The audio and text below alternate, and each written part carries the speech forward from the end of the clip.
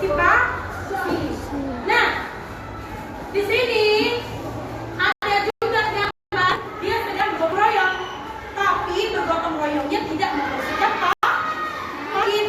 Jadi apa yang mereka lakukan, Bu? Perhatikan, di sini mereka sedang membangun sebuah pos siskamling. Nah, membangun apa nak? Pos siskamling. Nah, di sini mereka membagi-bagi tugas. Enggak semua satu nongkok atapnya, semua nongkok atap. Enggak, mereka membagi tugas. Ada satu yang mengopor atap, ada yang menerima dari atas, ada yang di atas sedang menyusun, ada yang mempaku. Maka mereka berganti-gantian memiliki tugas yang berbeda beda. Nah, ini sudah dilakukan dari lingkungan masyarakat.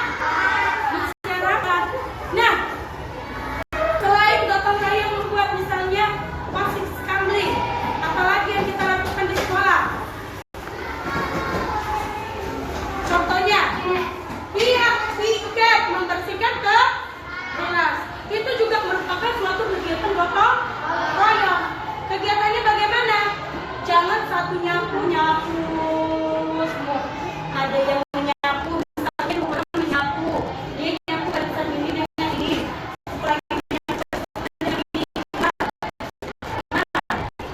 Lalu ada juga yang langsung mengambil air, mengepel.